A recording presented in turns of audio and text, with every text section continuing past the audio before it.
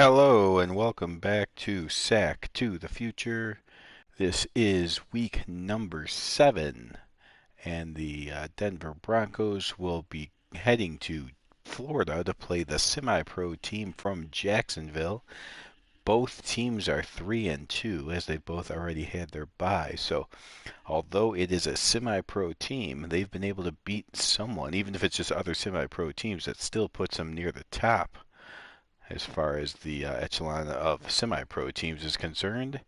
And we have seen some semi-pro teams play some of the other humans in the league fairly tough. Again, this is 1962. Third year that we've been doing this. We started with 1960, but 60 and 61 were both pro level. And this is all pro. So this will actually be the first time that I'm playing a semi-pro team on All Pro. Hey Vinny, glad you could join at least for part of the game here.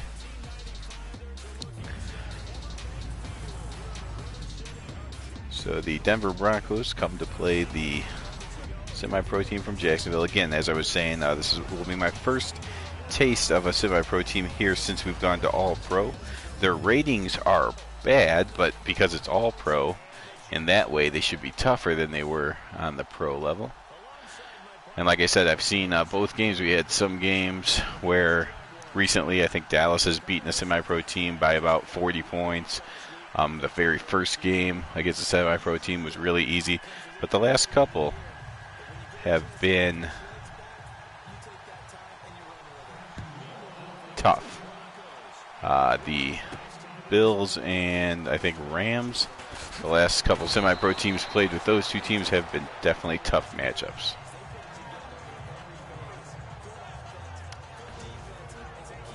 Out comes Frank Tripucka. He's over 70%, 1,060 yards, 7 touchdowns, 4 interceptions. Coming off a great game 2 weeks ago against the Chicago Bears where he just trashed them. And then he had a bye. So, hi Shane, thanks for joining as well. Hopefully I have a decent game for you.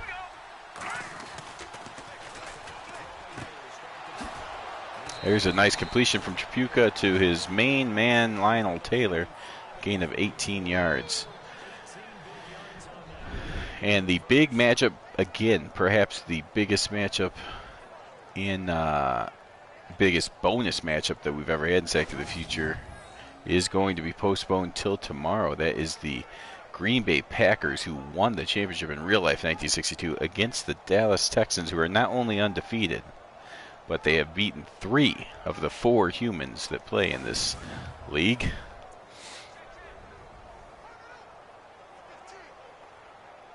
The Broncos finally get to play in Sack to the Future and in a game that features very ugly uniforms, and it's not theirs.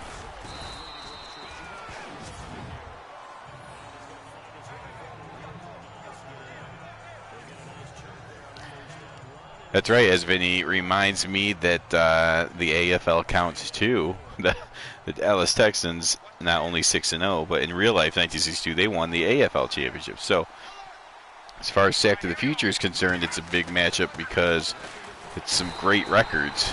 But for historical reasons, you get that matchup that they didn't do back then.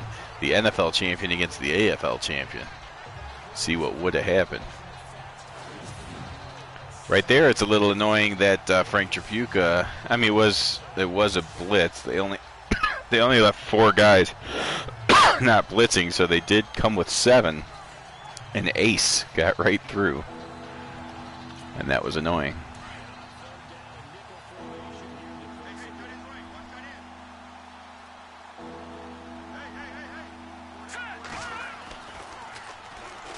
That's a stupid throw and almost picked off. Should have been intercepted. Dumb throw. All right, so as I said, the semi-pro team is not necessarily going to mean it's going to be an easy game, judging by the last couple semi-pro teams that have been in action. There you see Frazier has problems with the punt. And I don't even care that he hit it too hard and into the end zone, because at least he got it away.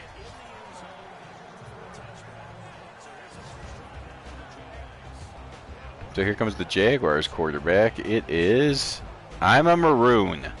61%, and he had some other stats too.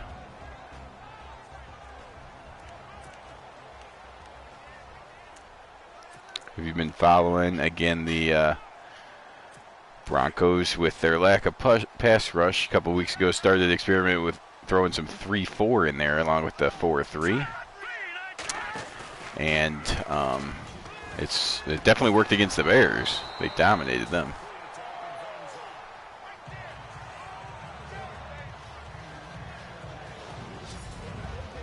Here's the rest of the starters. Rosie O'Donnell, David Cole, Jeff Carlin. Dang it, too fast. William Joel and Lou Diamond Phillips. Weed Roundup is a wide receiver. My God. That is just, I didn't look at the roster directly before the game, so that was way too fast for me to try to read all them.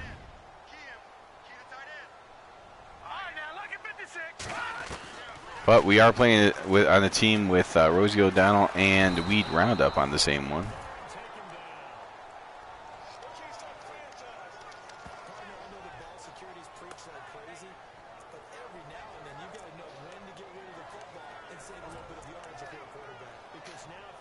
So again, the Broncos still doing a bunch of 4-3. Of course, that's what they've been doing for the last couple of years, but mixing in some 3-4. So a little bit different of a defense this year than the last couple. See, I'm a Maroon with a 13-yard scramble, almost picked up the first down. And it's that ability that has probably kept James Bond on the bench.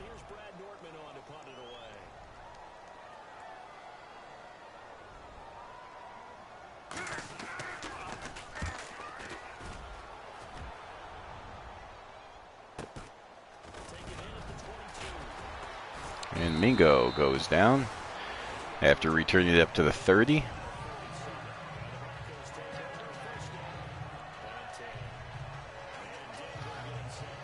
So Mingo literally was on the field dropping the ball, and now he's running out from the sidelines. Just one of those Madden animations.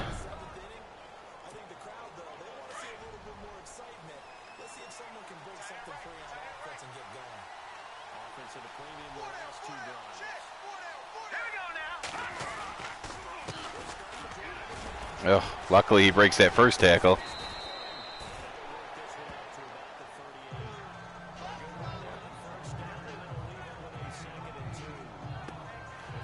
I mean, I don't care about the semi-pro team lineups. As long as they all suck, it doesn't really matter who's playing. But this team does have 2 punters, that is correct. One of them 7-foot-tall Manupa Bull, but he's not punting today, I guess.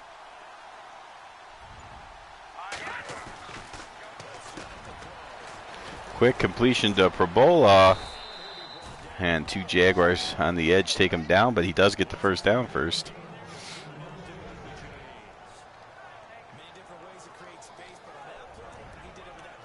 And in the bonus games, such as the one that Vinny X Wolf will be bringing you, as he was alluding to with the extra profile, we can go in there and at least for one of the 2 teams that you'll see, set their depth charts, maybe even formation subs to make sure both running backs get the ball. But again, with semi-pro teams, not sure that it's worth it.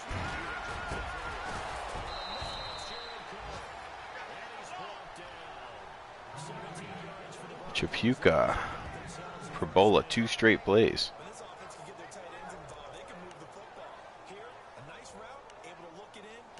Now, on the plus side, if we did do that, go in and set the lineups, then I guess when we played the game, we'd be ready and know what the starting lineups are, so we wouldn't have to try to read them and show how slow of a reader we are.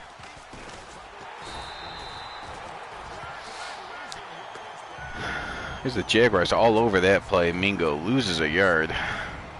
And then I picked the play way too fast. All right.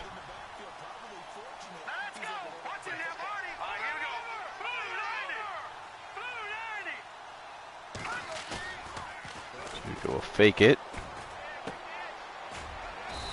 And hits Perbola again. Short gain this time. So the Jaguars are playing pretty tough. Here's your offensive line. Sturm, Adamson, Barton, McCullough, and Danehauer are the linemen. Mingo and Stone are your running backs. Lionel Taylor and Bob Scarpedo, the receivers. And, of course, the tight end, who you've seen in a lot of catches already, is Perbola.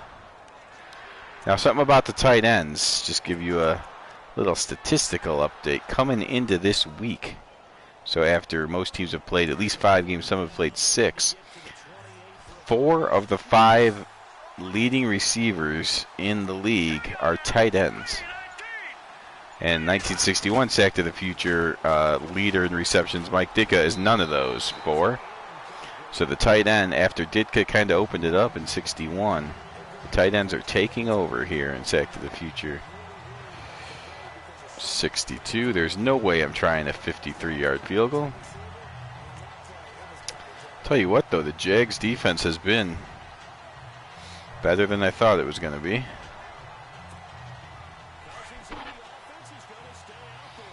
So this might be a challenging game for sure.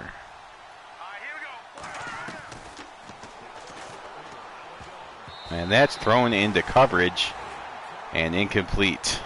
Did not time it right, as he didn't start the break yet, instead just left him in the middle of 3 guys. And there you go. 2 drives for the Broncos, 0 points. Gonna have to lean on the defense, which is not the strong part of the Broncos, not yet. Not in the 60s.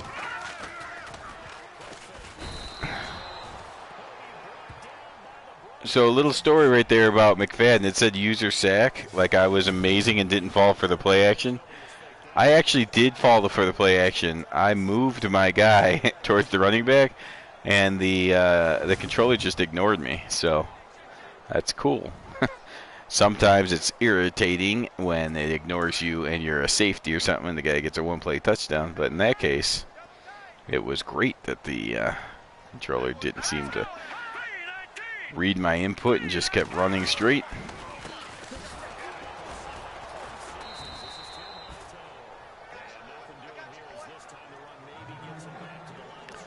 Joyle. Okay, McFadden in the middle. Lassiter and Joyce are your defensive ends. Linebackers, we're going to show you 4 of them. Jim Frazier, Wahoo McDaniel, Erlinson, and Bill Rohelt. And then Goose and Bob Zeman are your safeties. John McGeever and Jim McMillan are the corners. So it's 3rd and long, and defensively not a real surprise there in the dive. Let's go!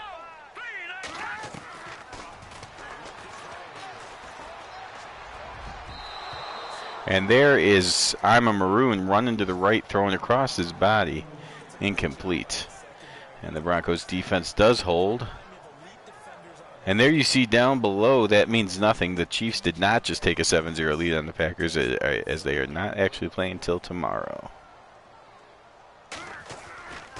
Apparently the profile has not been moved to either one of those teams yet, which is why they're faking the game down there.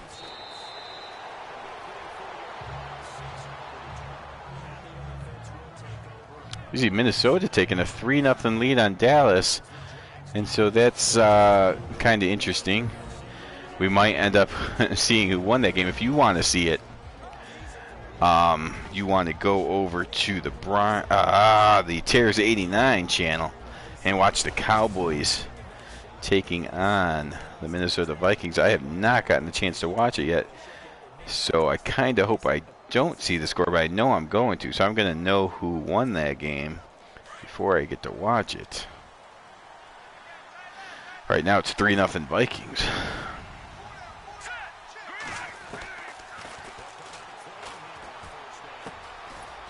There's completion to Mingo out of the backfield.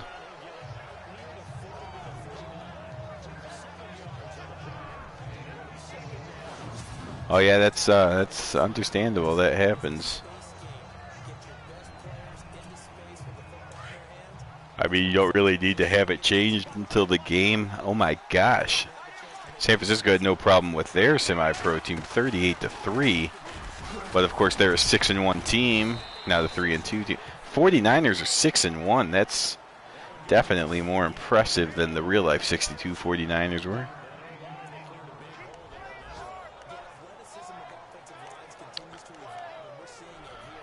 There's Mingo, so tired. Mingo extremely tired. There we go. Put Stone in there and see how that works for us.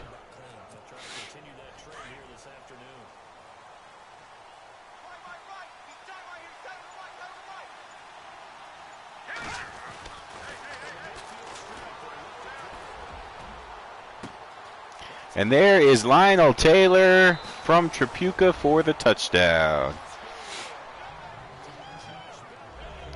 Tripucka put it up there for his best receiver, and Taylor did not disappoint. On the money, easy catch, easy touchdown.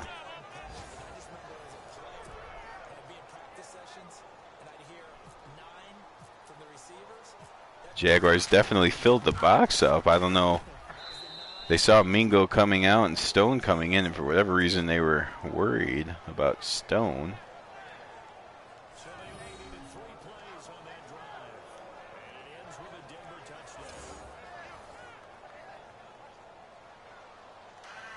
Hold on one second.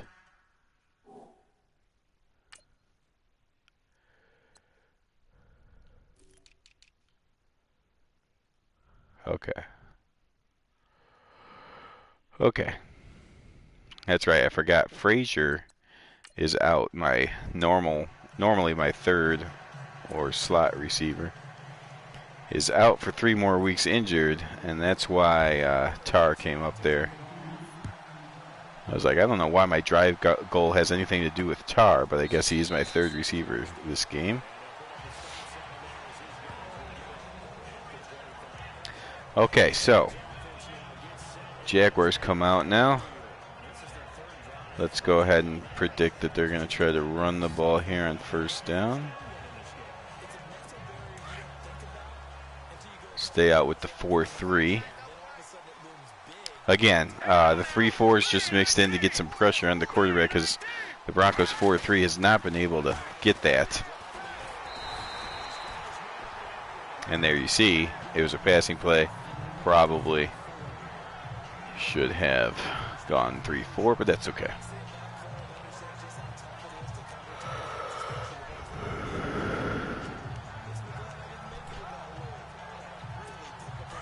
I mean, in no way is the 3-4 the definite better defense against the pass, and 4-3 is definitely better against the run or anything like that. There's plays on both.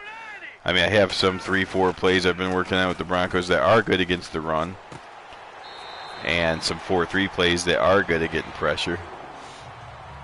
I just, in general, the playbook I was using, 4-3 did not have enough of the quarterback pressure plays that actually were working for them. It works fine for the Bears, but the Bears have some talented defenders, whereas the talent on the defense of the Broncos is all in the way back, the 2 safeties. So when you don't have the talent, sometimes you got to try to scheme it up. Still not perfected by any stretch of anyone's imagination, but trying to get there. There's an injury to someone, but neither the ball carrier nor Wahoo McDaniel, the tackler.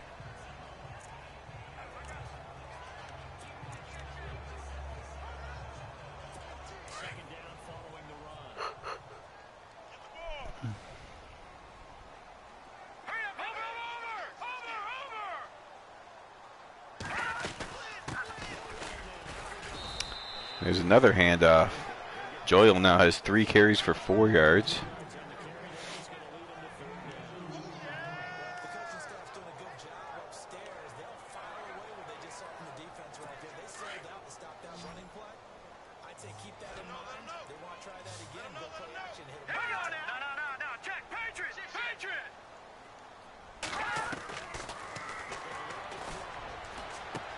Oh, there we go. Intercepted. And all the way back down to the 23-yard line. So McMillan picks off the pass to being put in a hard flat. And that is good news for the Broncos.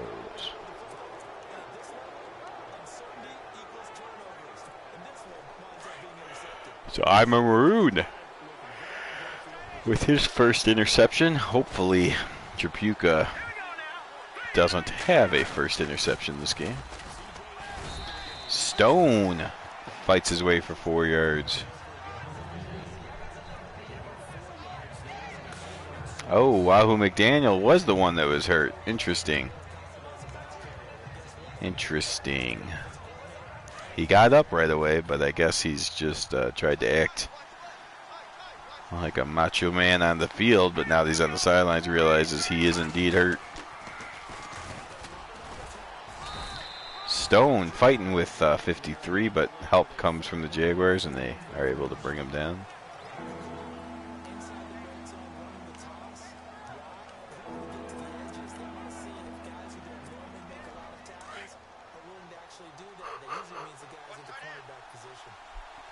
Third and 4, pretty important play here.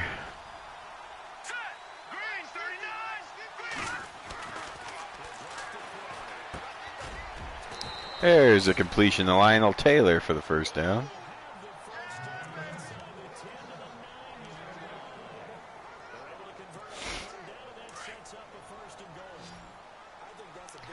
Ace on the tackle.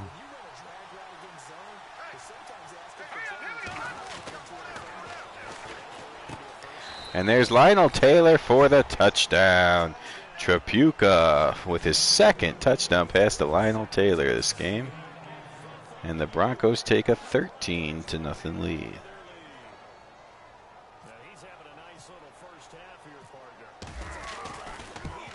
Mingo for the point after. It is good. And the Broncos lead by 2 touchdowns.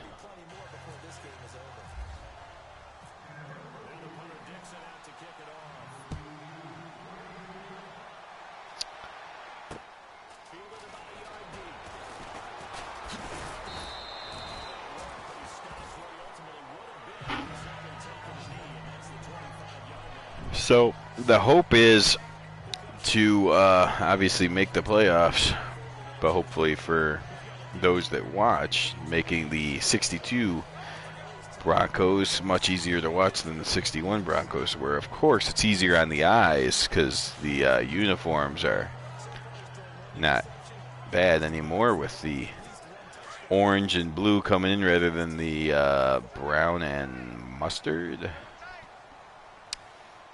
But also, they added Zeman as a safety, so now they have 2 very good safeties, which helps to avoid allowing the big play. And their offense is Tripucka with the addition of Scarpetto. He's got 3 receivers that can play. One's close to a superstar, Lionel Taylor, and the other 2 are solid. They won't drop balls for no reason. One's injured right now, but when he comes back, we'll be back up to 3. Defense is still a problem, but again, at least we got the safeties to avoid giving up the huge plays. I missed the sack, which allows I'm a Maroon to complete his 3rd pass of the game. And Baldwin, is that Alec Baldwin, or is that the someone impersonating Donald Trump out there making catches?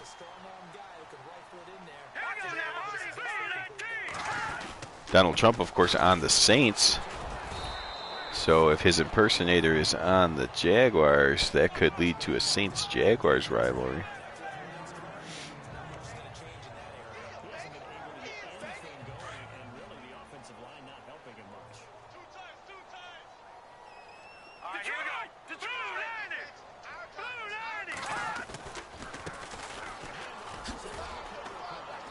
Oh, Joyle just fighting and fighting, but finally gets brought down. 6 carries, 11 yards. He has come to fight today.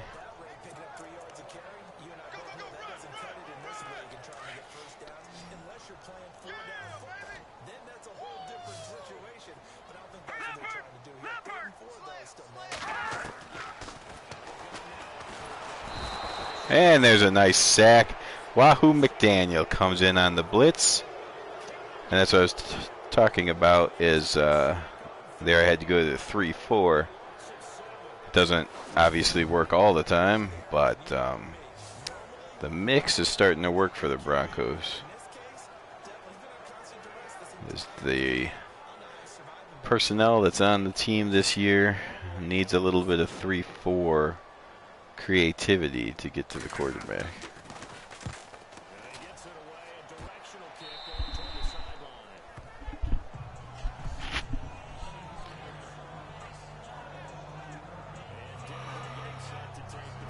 So Taylor, you see the date he's having. He's been targeted 5 times. He's caught in 4 of those for 85 yards and 2 touchdowns.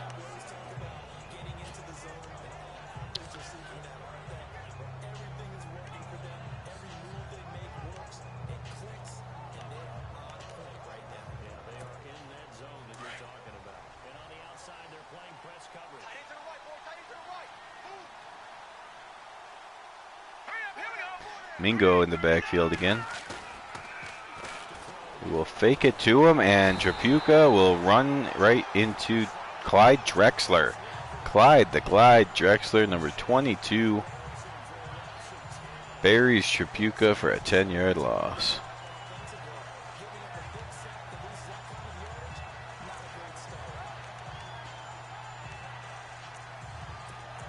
Nope, that's not what I meant.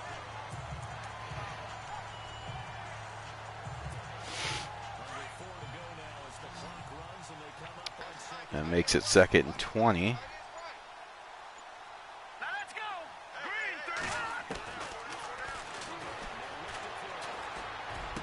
And that's going to be picked off. Stupid throw. And just like that, Trapuka throws his 3rd touchdown pass, but unfortunately that one was to the wrong team.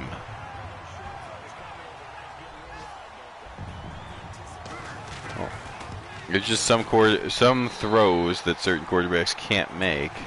There's Manu Bowl. Okay, wait a minute. So Bowl is, look at the size of that guy. Bowl is the kicker, not the punter. So maybe they have 2 kickers. I don't know what's going on, but either way, Bowl is the one that puts that through. 7-foot kicker.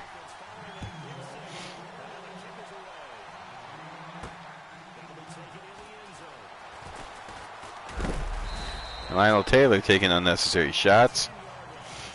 Frazier not only is my 3rd receiver, he's also the return man, so that's putting Taylor there to return kicks that he's not used to doing.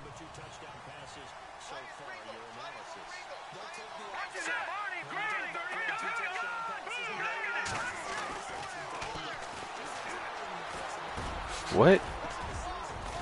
Very odd. Trapuka, I don't know if he was winding up or what, but he took a while to get rid of that ball. And still ended up being completed anyways, but that was odd.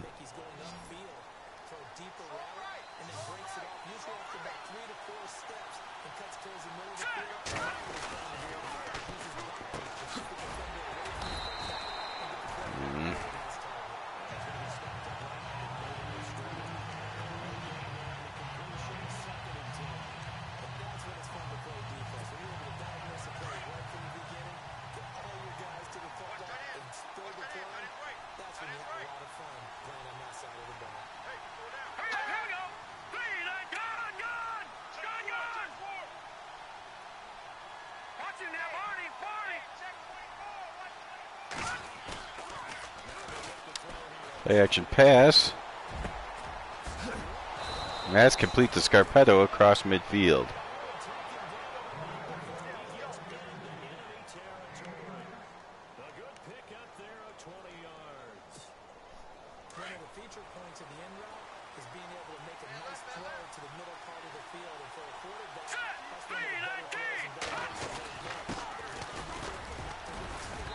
And Stone will go through for about 4 or 5 more, maybe 6. That brings us to the 2-minute warning. There you see a close game, the Buffalo Bills and Baltimore Ravens, another semi-pro team, and a 3-3 tie. And this one is close as well. So the semi-pro teams have come to play here in week number 7. That's a big game, Browns and Steelers. The Browns in a little bit of a funk right now. If they don't snap out of it, that division's going to get really tight. If they do snap out of it and beat the Steelers, then it's pretty much over again. There's a nice completion from Tripucka to Scarpetto. Gain of 21 yards.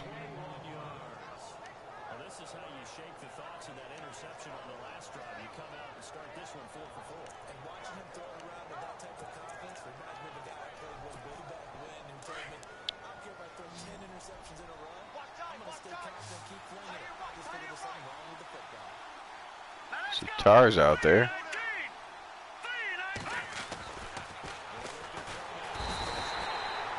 It just takes too long. Tar's not the receiver that Frazier is, even though Frazier's nothing great, but Tar is pathetic. And so Tripucka just has to eat the sack.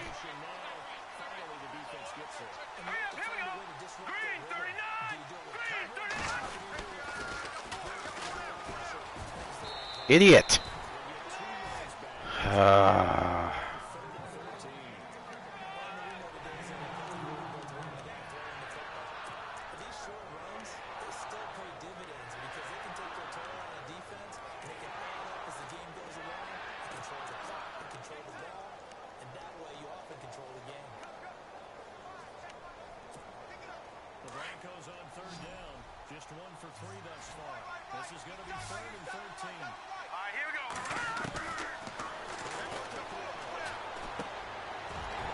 Stupid. Clearly a zone coverage. That's the second pick 6 thrown. Just being stupid. The first one was, I saw everything and I just thought I could make the throw, which is not knowing how strong of an arm your quarterback is. The second, that one was just being retarded. It's clearly zone coverage, not man coverage. So of course the guy's not going to continue to follow his man. He's going to break off right there. Pick it off. Moron.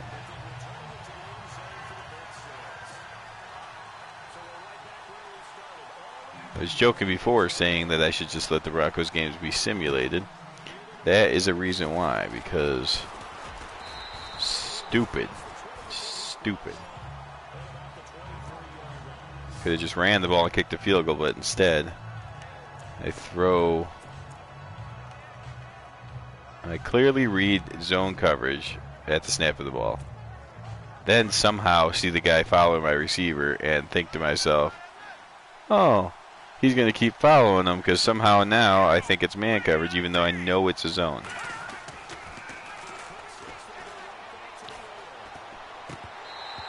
And then he drops the ball. All right, Broncos.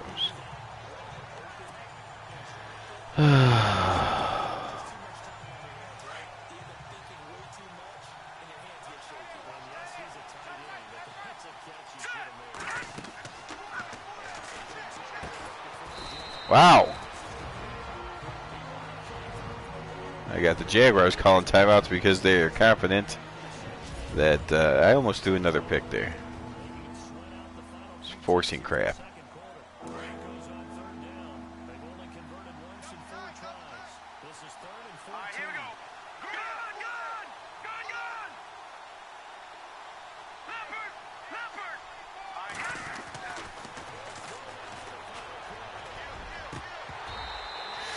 That is incomplete. And the half comes to an end. 14-14. Tripucka's thrown 4 touchdown passes. But the game is tied. So the MVP for both teams currently is Frank Tripucka.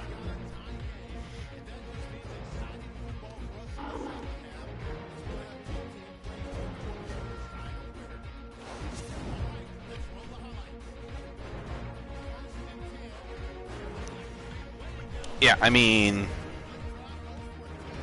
I am basically throwing the game away. I'm not saying it should be a blowout, but it should probably be 17-0. And instead it's 14-14. And I'll even give him the one. Maybe it should be 17-7 because I called a play for a stronger arm quarterback and Tripucka tried and just, it was a physical mistake. His arm wasn't strong enough to put it there. Okay. But the second one, just being retarded.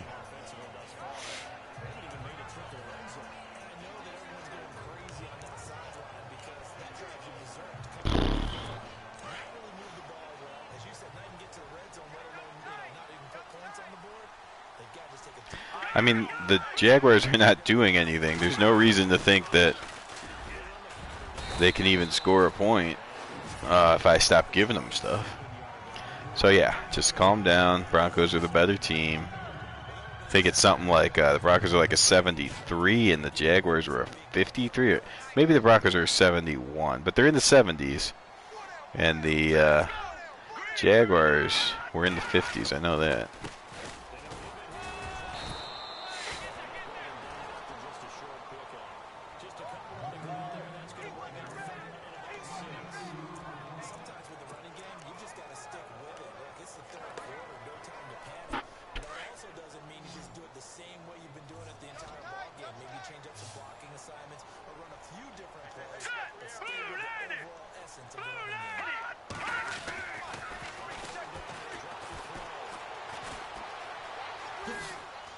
And there's I'm a Maroon going to run for it, but luckily Wahoo McDaniel was doing the old QB spy technique because I'm a Maroon has shown that he likes to run the ball. And so that worked out. So again, the defensive coaching has been making the right plays at the right time and making adjustments. Now I just got to bring that over to the offense. Do things right on that side.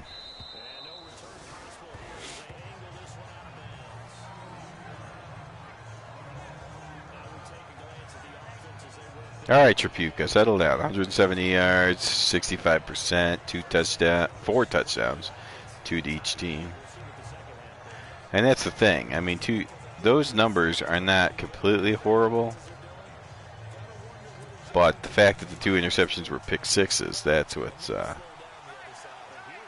what makes it even extra bad.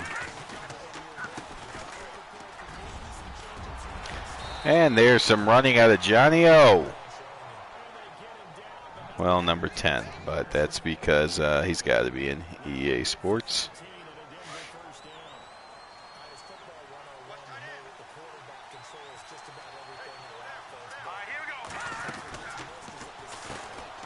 Wow, why did he have to jump back to catch it? All right, well, we don't run that play ever again.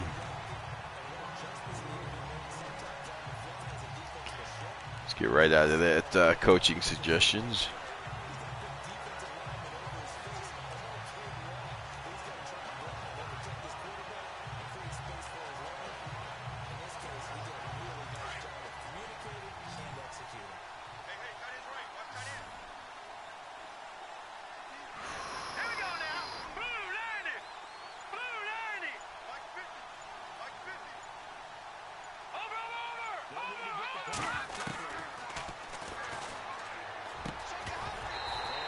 Oh, and there is the sandwich to Lionel Taylor, and so he can't hang on.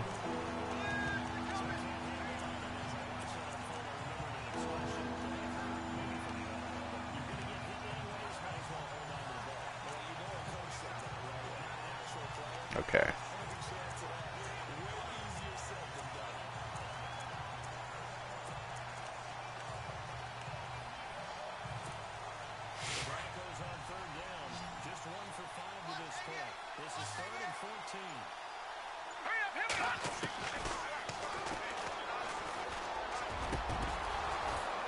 There's Perbola again coming up with a nice catch.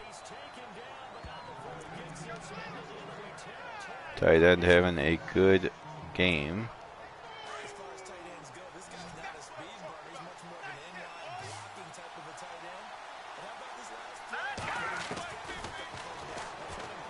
Nope. What kind of throw is that? Ow. That somehow worked. But he was not. I guess I didn't. I must have hit it too hard. He was supposed to lead him a little bit and went with a back shoulder, I guess. Luckily, Mingo made the adjustment.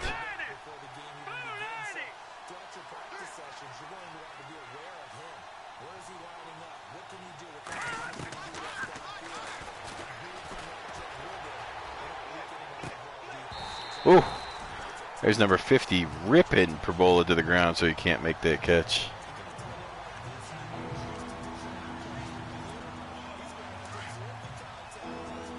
I'll tell you what, these Jaguars came to fight, that's for sure.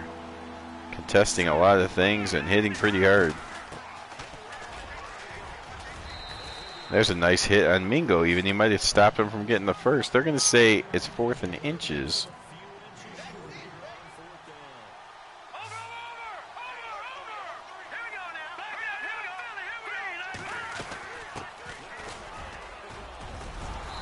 And there's Mingo picking up the first down on his second try.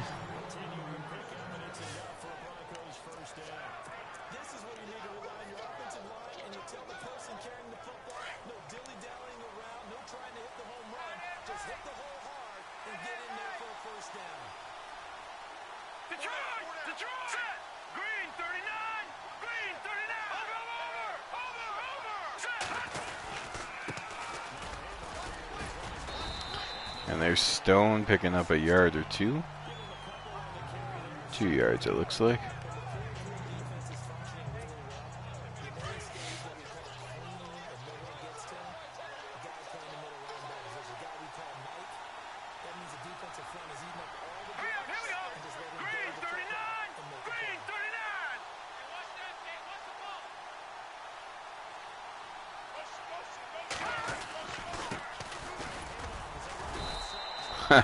So my blocker actually threw him into me, which is okay. That's all right.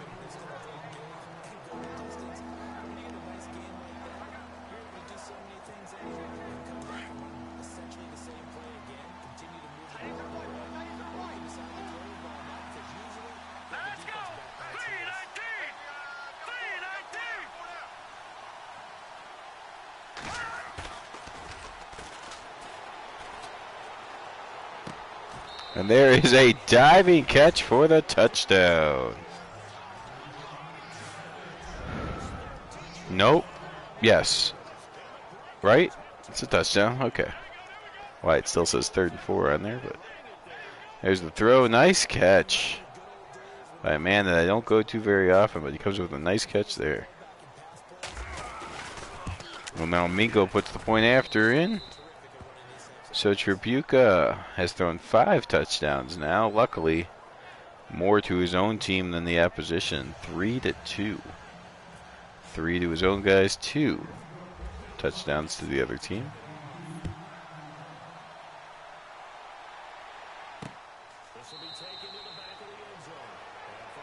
So I want. Oh, there you see the Vikings up 19-14 on the Cowboys. So.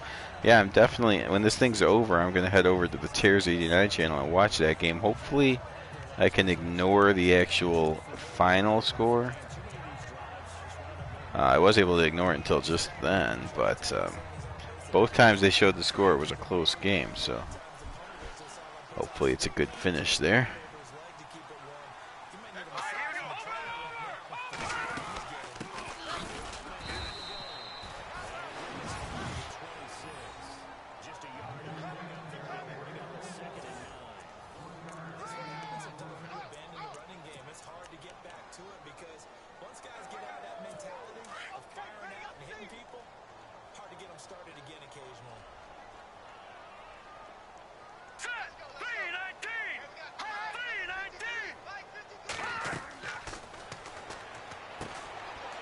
Oh my.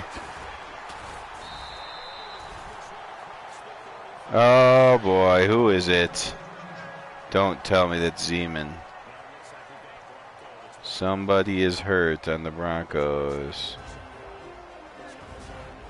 I think it's actually the corner. Starting corner McMillan is what it looks like. Secondary is the best part of the Broncos team. Especially the safeties, but the corners have played pretty well this year too. There's Joyle actually doing nothing.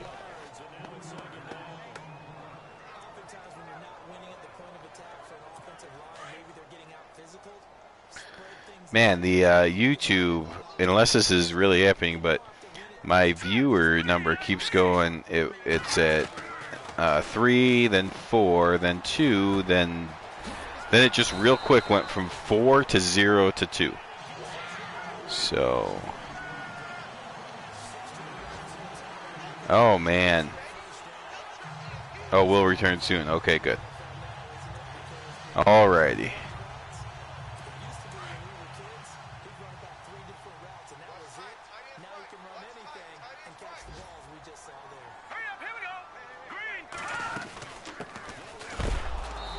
That's a nice hard hit. But Joyle holds on.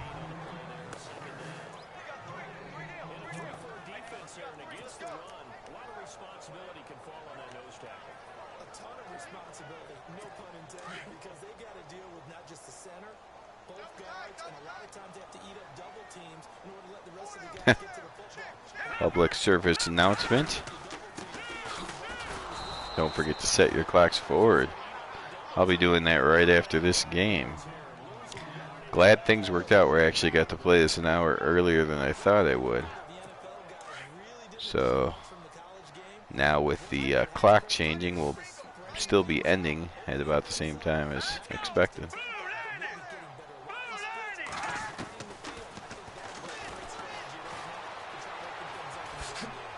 Oh, Heimer Maroon puts a move on and picks up the first down. He's up to 29 yards now.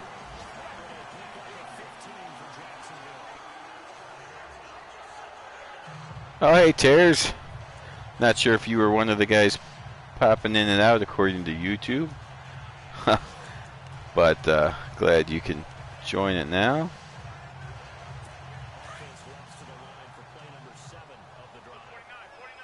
Are you meaning Madden?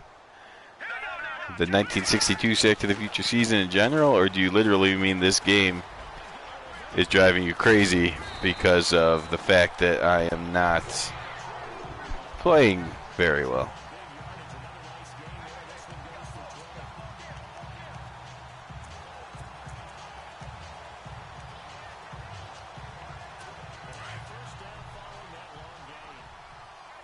Well, so far, just to catch you up, Tripucka has thrown 5 touchdown passes, and it's 21-14. So,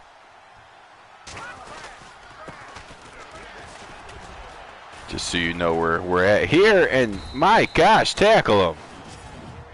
Ow!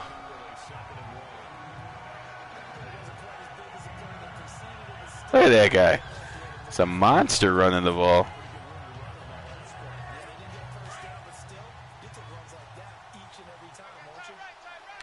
Certainly is frustrating that this game is this close and that we've all already lost games, but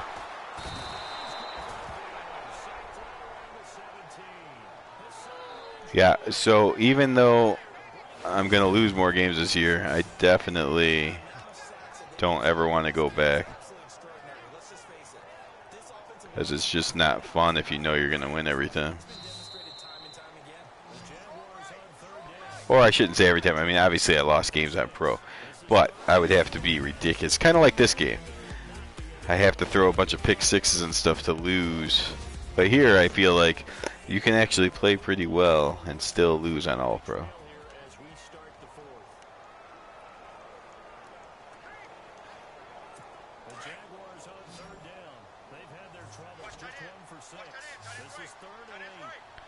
Yeah, well, Tears, maybe not keep bringing that up because going to the fourth quarter and I'm only beating the semi-pro team by 1 score.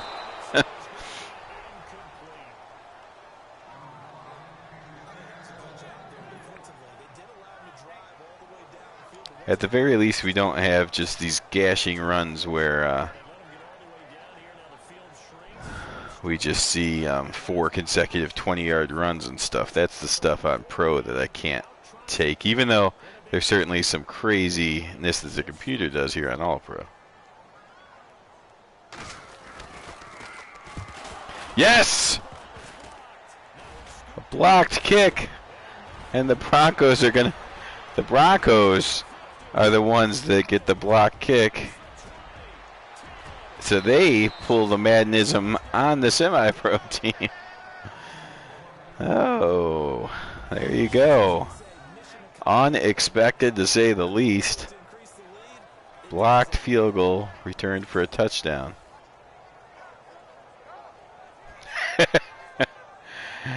And when you're 7 feet tall, maybe you just can't get the kickoff as fast as some of these shorter guys. So the 7-foot kicker gets the ball blocked. And that is finally making this feel a little bit better. I have not. What do you mean you haven't? Have you seen my game? Oh, Tears. No, I haven't seen your game yet. Hopefully you don't spoil it, and hopefully the score on the bottom doesn't either, because we've gotten 2 updates, and both times it was really close, but both times the Vikings were leading. But again, they were both, scores have shown it within 7. I'm trying to not look even though I can see it on the bottom. So I'm just hoping when that game comes up I can ignore the score. But whatever. I mean, I'll still watch it even if I know the score. But it's better if I get to watch it without actually knowing who wins.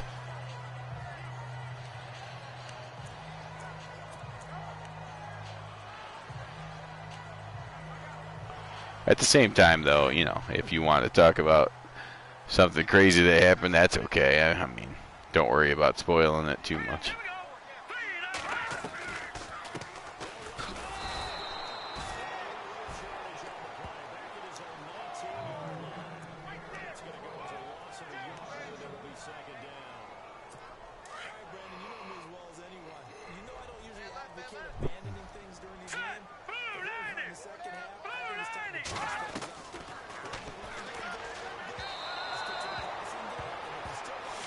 Yeah, I haven't, the Maddenisms have been random enough that I can't tell if that's just, if it's just completely random or if that's Madden's way of making sure that it's harder to win with bad teams. I don't know.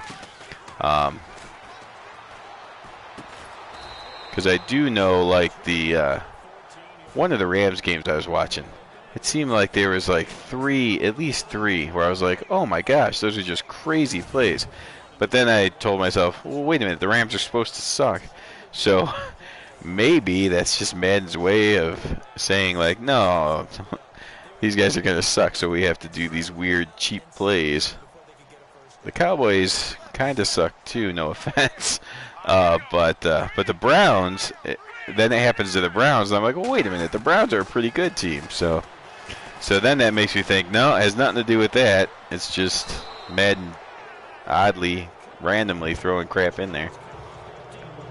There you see McMillan, he's back from his injury, so that's the good news. But the bad news is he dropped the interception.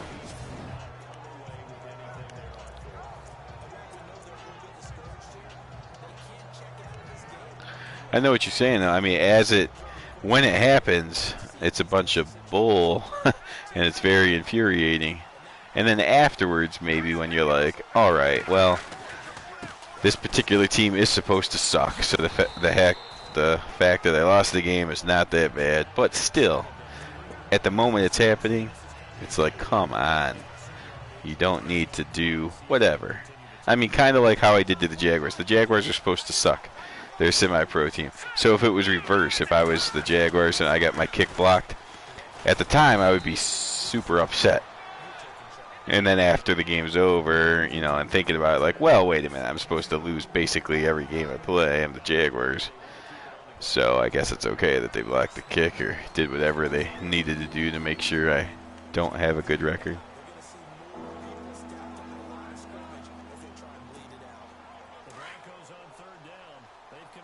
Yeah, see, I mean, yeah, 112-1. That team sucks. And so, not that you want Maddenisms to happen to them, but it's like, okay, well, we're supposed to suck anyways. Cowboys a little bit less. I mean, that's not horrible. They won 5 games. Browns are over 500. I know they're not a playoff team, but still, they should be beating the majority of the teams that they play. Oh, I did see that, Seattle. Was that the Rams in Seattle? Only explanation, like.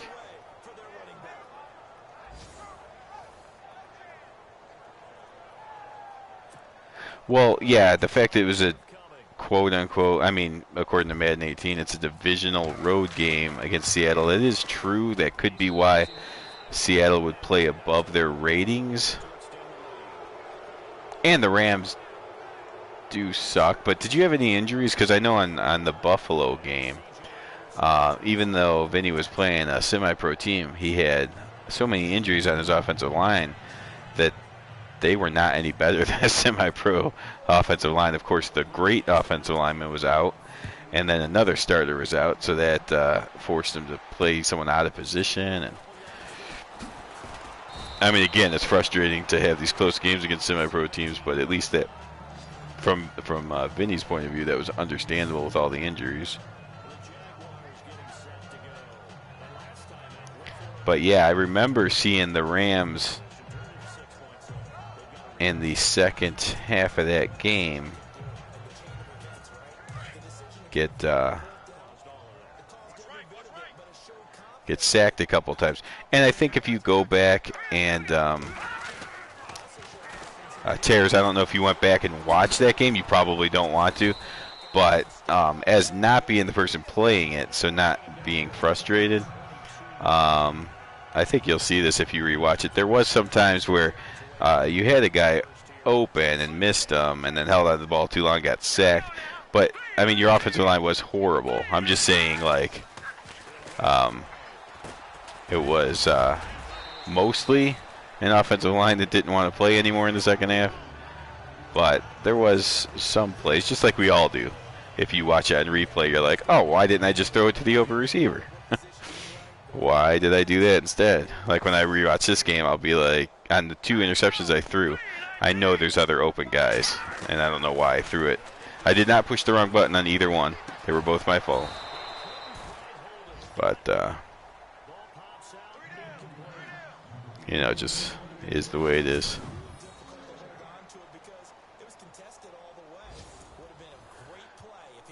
Yeah, if you didn't see my picks in this game, the first one was I guess I wouldn't say it was just completely horrible. I misjudged or kind of forgot that Tripuga doesn't have the strongest arm in the league, and tried to get a pass down the field that I shouldn't.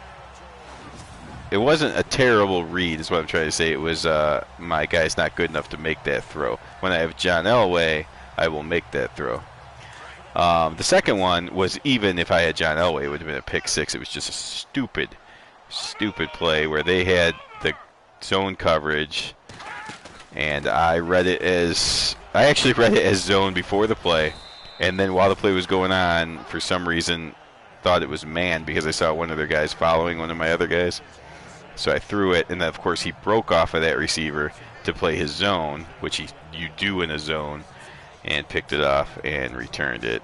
So that's just me not reading the defense right and making a terrible throw. But the first one's also me by not understanding what throw my quarterback can make and what he can't.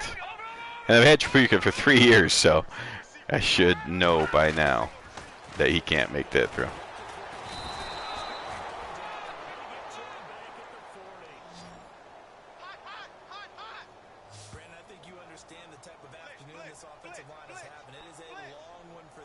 Now that's the thing. I mean, I know tipped passes, you know, whatever.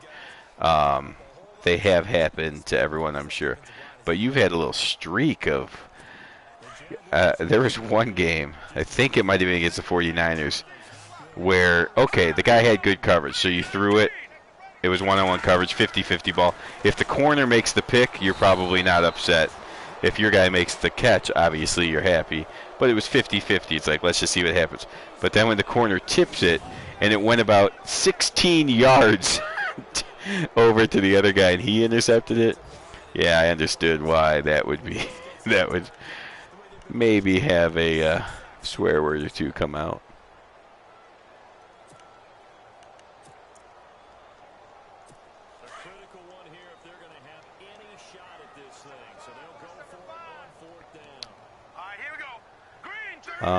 Bears and Chargers. There we go. That's what just happened right there. Is exactly what I did for the second. Oh wow, that was weird. So obviously I'm not as good at that move as John, because when John does it, it's nice and smooth, and the guy just stops. Watch what I do. My guy actually stops and jumps backwards and takes himself out. Look at this. All right, let me jump back. That's okay. Well, whatever. Still learning the stick moves, I guess. But the interception that's what I did. It was clearly a zone coverage, and I threw it, and it was picked up. It wasn't the same pass route or anything, but same idea. The Jaguars guy just made a stupid read. That's what I did earlier. There's Mingo going in for a touchdown, and that is going to make the score look better than the game was.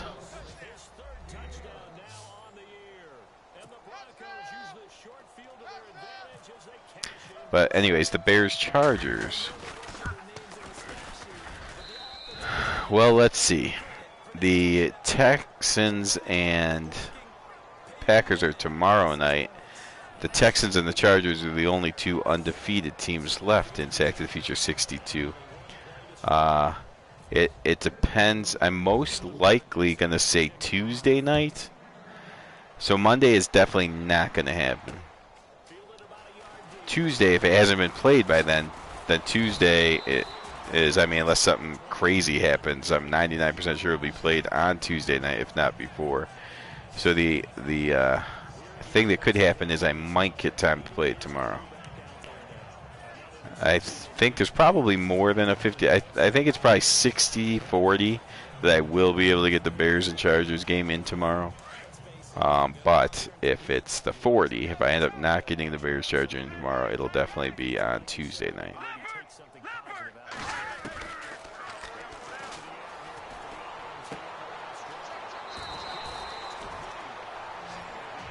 There's the Jaguars going with that same play, but I called a different coverage and therefore did not pick it off.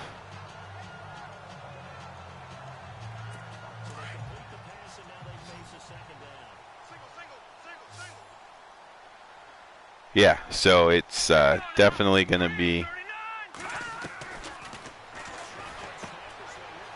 It definitely won't be later than Tuesday.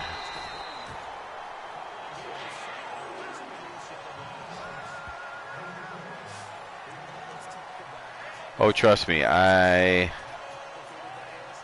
would love for this thing to go long enough to get me to John Elway, so I'm certainly going to try to stick to that 5-day thing as much as possible.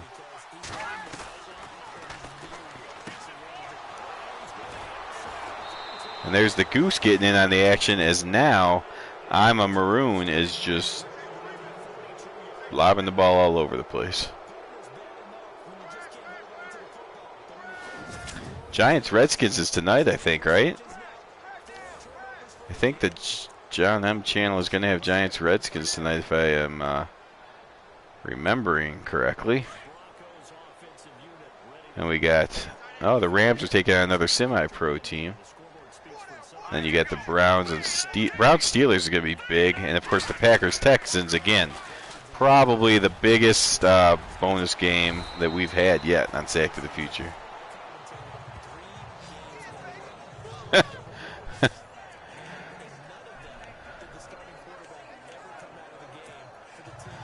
I'm a Maroon. Of course, I was a Maroon earlier this game, but now I'm Maroon. Has taken his name back. The Jaguars starting quarterback, of course. So what's that going to be? Holding? It was a great block, so I guess it makes sense that it was holding. Yeah, all right.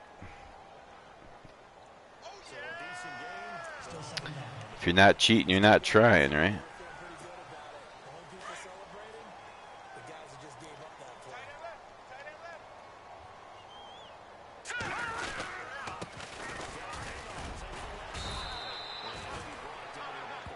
And you go 9 rushes, 60 yards.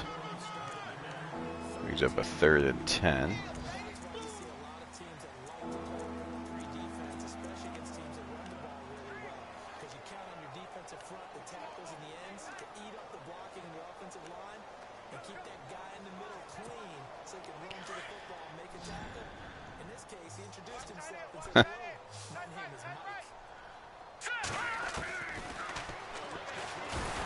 Oh my!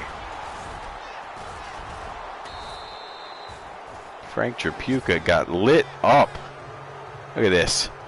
Bam! Never saw it coming. Dropped the ball. Luckily, my lineman was smart enough to pick it up. And that's how we go into the 2-minute warning. Probably should have taken Tripucka out. He did not.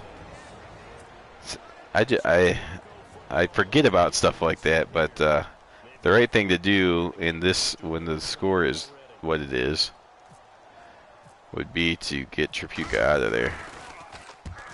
Luckily, he didn't get injured. Out at the 1.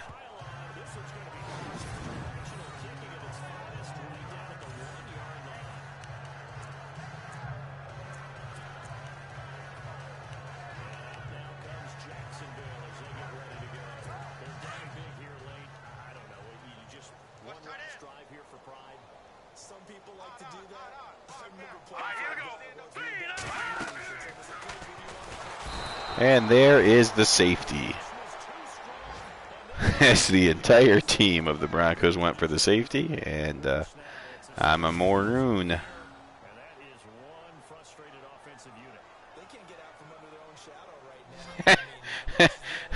Johnny Cash, hey. The man who had 20 sacks last year.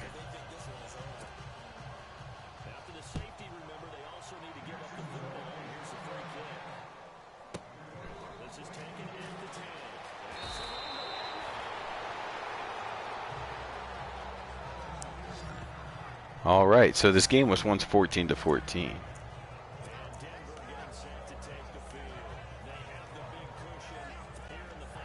Now, obviously, it feels a lot better.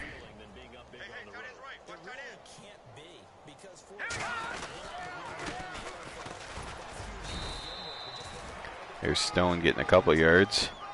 My gosh, did you see how huge that guy was?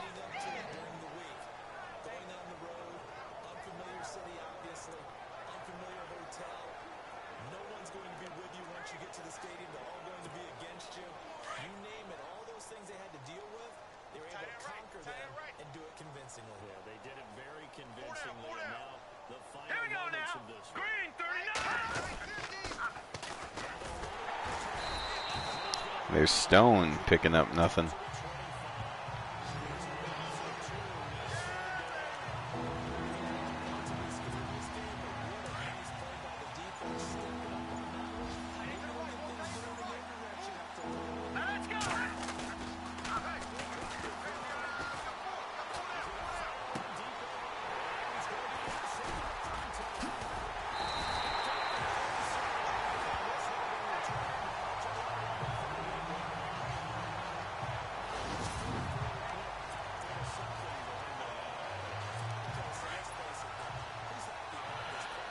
Just to make sure Tripucka doesn't think that he's good, I decided to throw the ball on 3rd down. And oh!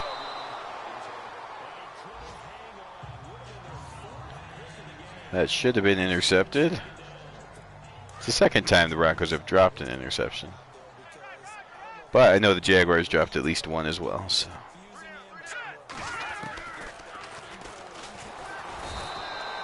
And there is a sack, and the Jaguars are going to go ahead and call timeout.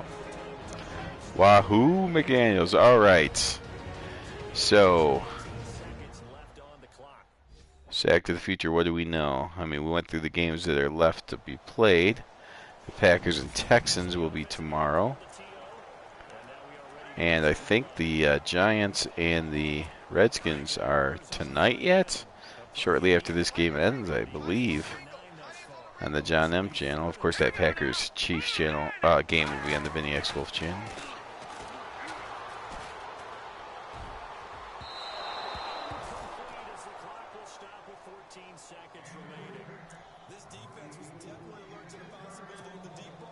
That was odd. I read it right. I got my guy there, I thought, but apparently I didn't run back far enough, and so the ball just went over everyone's head.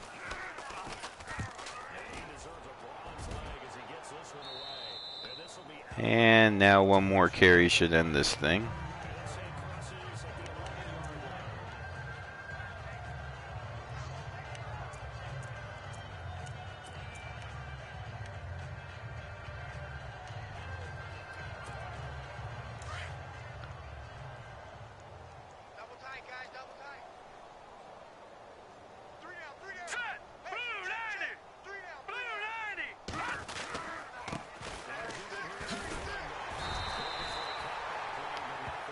And that'll do it. The Broncos come into Jacksonville and play a scary game for a couple quarters, but then they open it up and win 44-14. So again, hopefully the Bears game against the Chargers will be tomorrow night. If that does not happen, we will be here on Tuesday night to bring you the Bears and Chargers. Don't forget to check out the John M channel. Make sure you go there now, click on notifications, because that game may be tonight, and if not, you'll know when it does come because you'll have the notifications checked. Vinny X Wolf is where you want to be tomorrow for, again, the biggest bonus game so far between the champs from both the AFL and NFL in Real Life 62. Thank you, Tears. Thanks for watching, everyone. And if you haven't already, do what I'm going to do. Go to the Tears 89 channel and check out the Dallas Cowboys and Minnesota Vikings. A little Don Meredith versus Fran Tarkenton action. All right, thanks for watching, everyone. Have a good night.